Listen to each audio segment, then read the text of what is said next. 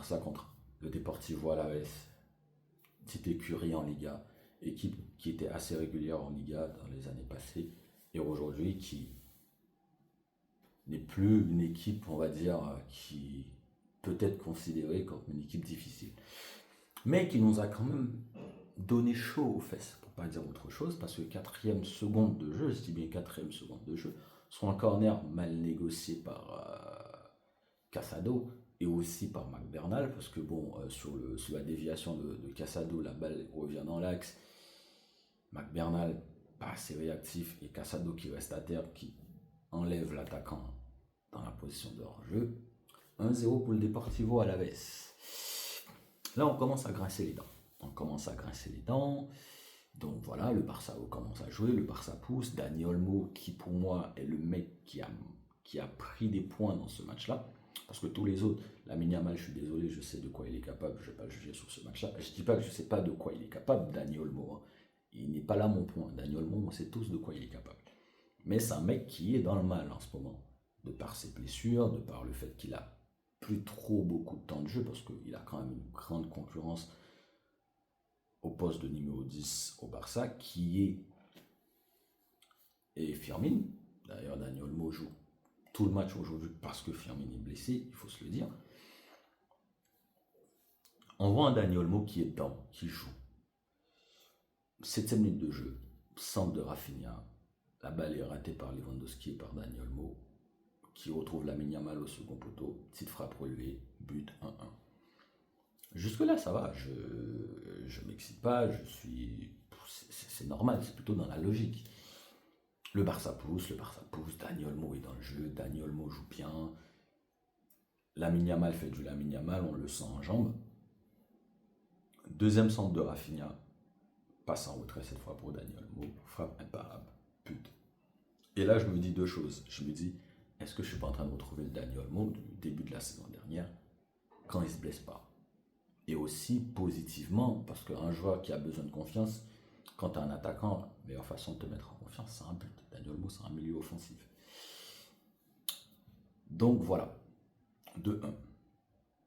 Avec aussi cette action à la 44e minute de jeu de Lamine Yamal qui fait une petite roulette sur le gardien, mais au final, Lamine, j'ai envie de te dire, moi, je sais pas. Je sais pas ce qui se passe, parce que par moment, Lamine Yamal, je dis pas que c'est un manque de sérieux, parce que Lamine Yamal, on voit, il est sérieux dans ce qu'il fait.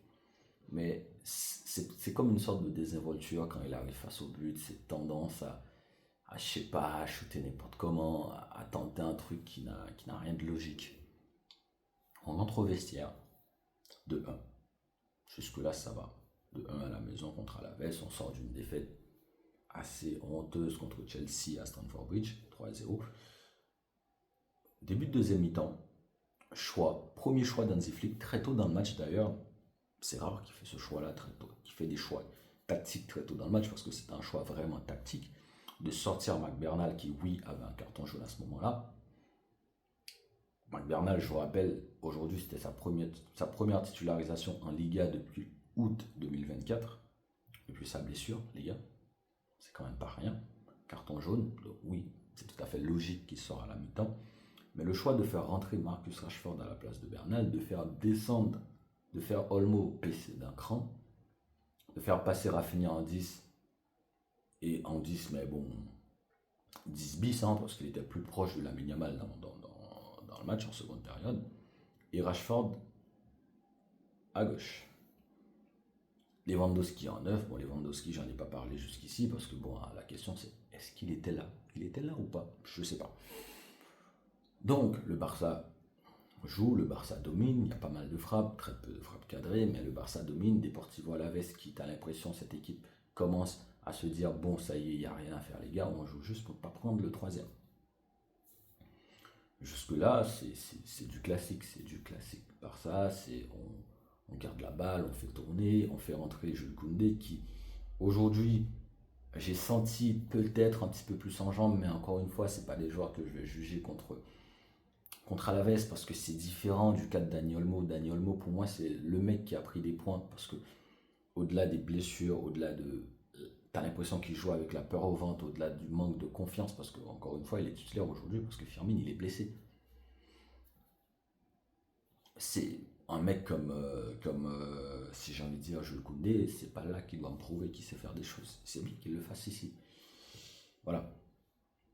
Jules Koundé qui joue bien, Marcus Rashford qui provoque pas mal, et aussi les gars, vers la 67 minutes de jeu, on fait rentrer Pedri, les gars. Pedri qui, dès qu'il rentre dans ce match, que ce soit l'orientation de son corps, ses touchés de balle, ses passes, comment il sort dans les situations, ça devient quelque chose d'inimaginable.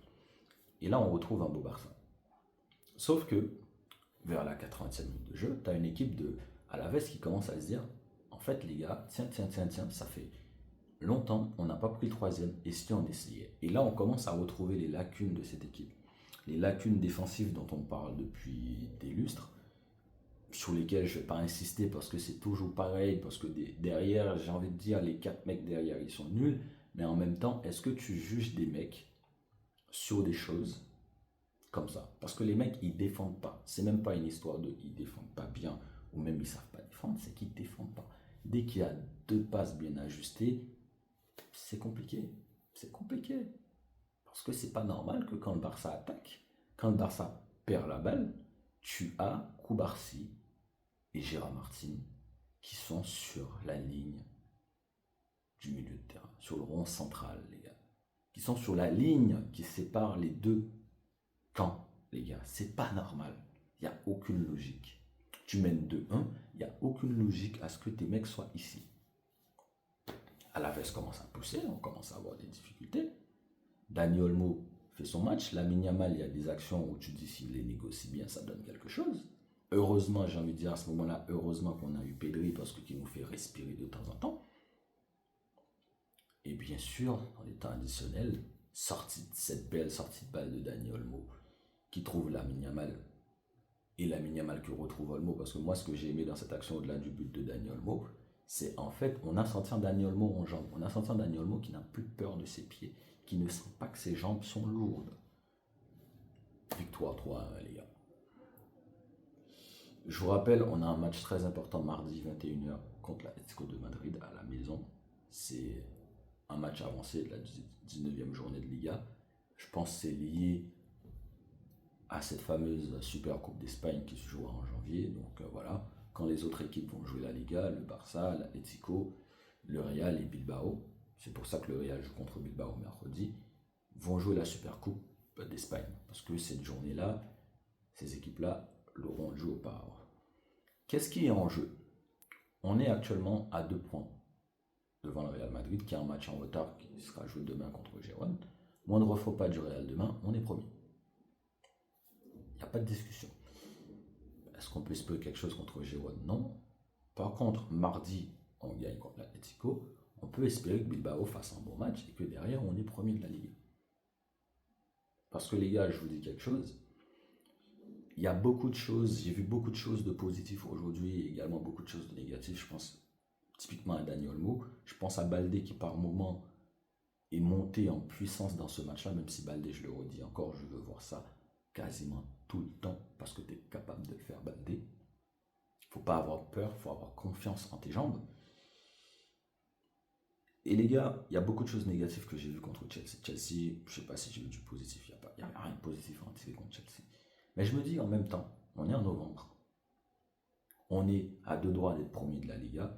En Ligue des Champions, ça ne va pas très bien parce que bon, on est à 7 points. Mais les 3 matchs qui restent, ces 3 matchs qui sont très très prenables, tu les gagnes, tu as une chance d'intégrer le top 8 et au pire des cas, d'être bien placé pour jouer les barrages contre une petite équipe. Maintenant, à Hansi Flick de donner ce qu'il a promis, parce qu'il nous a promis un nouveau Barça, un Barça qui va nous faire plaisir. Maintenant, à 3, Hansi Flick de nous donner tout ça et de derrière, d'attaquer la deuxième partie de saison, parce que c'est là que ça va jouer. La réalité de ta vie, ça va être en février. En février, si tu joues les barrages. Si tu ne joues pas les barrages, la réalité de ta vie commence en mars. Et c'est là que ça va être compliqué. Et c'est là qu'il va falloir j'aurais besoin des mecs comme Dani Olmo qui me font un match comme aujourd'hui. J'aurais besoin que des mecs comme Lamine Yamal soient capables de provoquer ce qu'ils provoquent. Des mecs comme Rafinha. C'est ça, c'est là que ça va être important. Des Pedri, des Casado qui n'a pas fait un mauvais match. Mac Bernal qui, bien sûr, il a pris un carton jaune assez tôt dans le match, donc voilà, mais qui revient de blessure quand même, qui peut apporter quelque chose. Un 2-1 quand il revient. Un Baldé qui, oui, ce que tu sais faire, il faut le faire tout le temps. C'est là que ça va être ta réalité. Et c'est là qu'on attend cette équipe, les gars. Je vous dis ciao, ciao, les gars. On se retrouve à bientôt, les gars, mardi soir.